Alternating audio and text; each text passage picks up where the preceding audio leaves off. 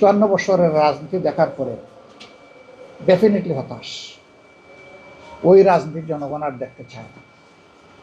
ওই রাজনীতির একটা পরিবর্তন চায়।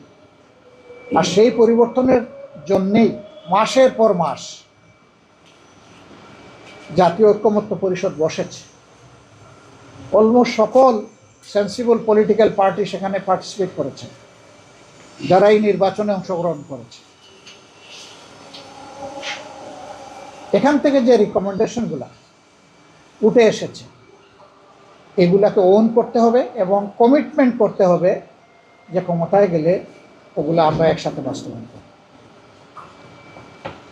এই সংস্কার বাস্তবায়ন, ন্যায় বিচার নিশ্চিত এবং দুর্নীতি বিরোধী অবস্থান, এটা যদি পরিষ্কার হয়, আমরা সকল জায়গায় সব ধরনের সহায়তা করার জন্য আমরা প্রস্তুত।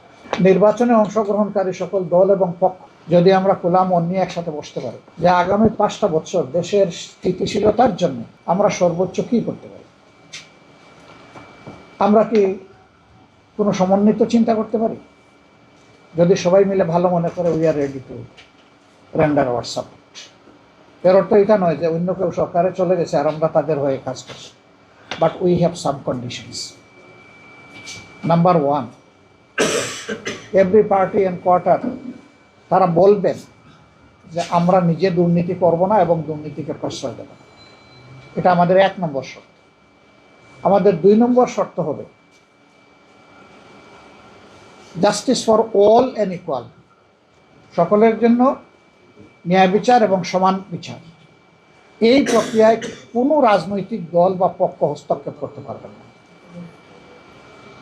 আমাদের বিচার বিভাগ পূর্ণ স্বাধীনতা তারা ভোগ করবে, তবে বিচার বিভাগেরও অ্যাকাউন্টেবিলিটির বা দায়বদ্ধতার জায়গা থাকবে, জবাবদিহিতার জায়গা থাকবে, সেটাও নিশ্চিত করা হবে যাতে একটা চেক অ্যান্ড ব্যালেন্স মেনটেন হয়। আপনারা ভালো থাকবেন। আরও আপনাদের সাথে আমাদের অনেক কাজ হবে। আমরা চাই আপনাদের খোলা চোখ সজাগ থাকুক, কেউ যাতে আমাদের প্রত্যাশার এই নির্বাচন, এখানে উপস্থিত যারা আমি বিশ্বাস করি 80 ভাগ আপনারা জীবনে একটা ভোট হইতে পারেন। আপনি আপনার ভোট নিশ্চিত করবেন এবং আপনি সমাজের আপনার সহযোদ্ধা তরুণদের ভোটগুলো নিশ্চিত করবেন, তরুণদের ভোটগুলো নিশ্চিত করবেন। এই ক্ষেত্রে ওয়াচ ডগ হিসাবে আপনাদের খোলা চোখে আপনারা জাতির অত্যন্ত সতর্ক পাহারাদার হিসাবে দায়িত্ব পালন করবেন, এটাই আমরা আপনাদের কাছে প্রত্যাশা করি।